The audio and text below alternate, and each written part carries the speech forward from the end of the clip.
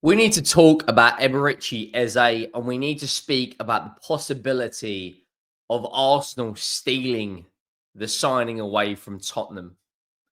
Has Eze snubbed a move to Tottenham to join Arsenal? I'm not going to lie, this is really going to piss me off. A player that I've wanted at Tottenham for a number of years.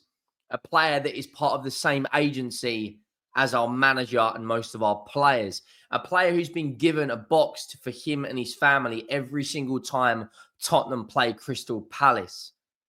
A player that would fit our system to an absolute T, who can heavily rotate in the 10 with James Maddison. If not, probably start week in, week out in the 10 for Tottenham. Could all of that potentially not happen now because Arsenal are interested in the £68 million attacking midfielder? This would really hurt. I'm not going to lie. This would be painful. A player that I've wanted for nearly 3 years. Nearly 3 years. Just delivered Crystal Palace their first ever major trophy. About to be 27 years of age on Sunday. Coming into his prime years as a footballer. Come through Arsenal's ranks. Joined Fulham. Played at Reading. Played at QPR.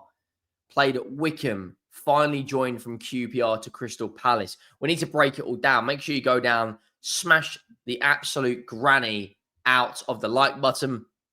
If you haven't already, let me know your thoughts down below. We are 1,600 subscribers away, guys, from 60,000. If you haven't already, yes, you watching right now, please go down, smash the granny out of that subscribe button, and let me know your thoughts. 90% of you who watch the content on a daily and weekly basis are not subscribed.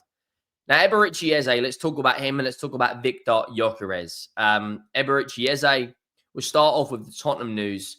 Eberechi Eze is interested in the move to Tottenham, who have made him our major transfer target. He's one of the best attacking midfielders in the Premier League, a guy that turns up in the big occasion, scoring the winner and getting man of the match on the FA Cup final against Manchester City. He's an absolute gem. He really is. Paul O'Keefe, a very reliable Tottenham ITK, has come out and said that Tottenham would be willing to pay the £60 million or £68 million release clause in 3 different transfer installments. The last word on Spurs have said Eberechi Eze is understood to prefer a move to Tottenham over Premier League champions Liverpool. Well, let's be honest, he's not going to start at Liverpool because they've just brought in Florian Wirtz. The player who's born in Greenwich, London, is keen to move to Spurs, who are understood to be intensifying their pursuit of Crystal Palace. There is absolutely no shock that Eberechi Eze is on Tottenham's radar and been on Tottenham's radar for a number of years. He's part of, like I said, CAA Base Limited, which is the agency that Tottenham use for pretty much all of their players. If you go on to transfermarket.co.uk and you click on CAA Base, it will bring up the agency and you can see which players they have on their agency. Now, as you can see, they've got Cole Palmer, they've got Eze, they've got Bremer, they've also got Maddison, Pedro Porro, Pav Matasar, Heung-min Son, Richarlison, Jed Spence, and that is just a number of Ange Postecoglou, Matt Wells. Predominantly, a lot of the Tottenham hierarchy have been part of this agency. He is also part of that. He has around 1 year. Sorry, he has 2 years left on his contract. It expires June 30th, 2027. His last contract extension was on the 10th of November, 2023. He's just had his best ever season as a pro. You know, had a really strong season with 25 GA in 43 games. His record in the Cups was absolutely magnificent with 5 GA and 5 in the FA Cup, including scoring the winning goal. 4 GA and 4 in the League Cup, 16 GA and 34 in the Premier League. His numbers in a Crystal Palace shirt are absolutely remarkable. However, there's a certain club from North London that isn't Tottenham that are interested in him. And according to reports, a lot of people have said that they have agreed personal terms with Arsenal. I swear to God, if Eberechi Eze becomes an Arsenal player, I will lose my. I'll completely lose it. I will completely lose it. Ben Jacobs is one of the most credible sources when it comes to transfer news, views, and clues. Said yesterday at 5:18 p.m., Arsenal have added Eberechi Eze to the list of left-wing options. A £68 million release clause can be paid in instalments. Spurs are also keen. They're also alert to Rodrygo's situation, who did not play again last night. I think Rodrygo's going to leave. I don't think Eberechi Eze will be an Arsenal player, but let's just call it for what it is. Is he going to join Arsenal or is he going to join Spurs? Arsenal got a lot higher chance of winning silverware next year. There are a lot more chance of winning the Premier League next year. Does he start over Martin Odegaard at this moment in time? Probably. Is he good enough to play on the left wing week in, week out? Probably. I think they need more of a winger or an inside forward, someone like Rodrygo. But Eberechi Eze would do an absolutely fantastic job do an absolutely fantastic job off the left. You know, I'm not going to lie. It would really, really piss me off. A number of sources have said they've agreed personal terms. Team News and Tix, who's an Arsenal ITK, who's got over 200,000 followers, has said the following, that Arsenal will now have an agreement in personal terms with Eberechi Eze. Crystal Palace will take their 3 instalments in £20 million of £8 million in add-ons. However, with the way Andrea Berta operates, it could just be a backup plan for a number one target on the left wing. I think it's a backup plan if they don't get Rodrygo.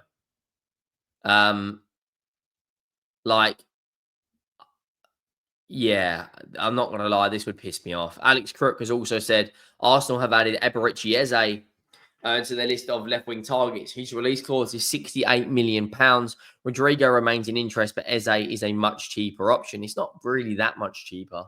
Rodrygo is 80 million. Eze 68 million. Is it a £12 million difference that's worth justifying in this market? Absolutely. Absolutely. Yeah, for me, I think that'd be a fantastic piece of business for Arsenal or Spurs to get Eberechi Eze. I do think they will go for Rodrygo. But yeah, it's a very, very interesting situation right now with regards to Eze.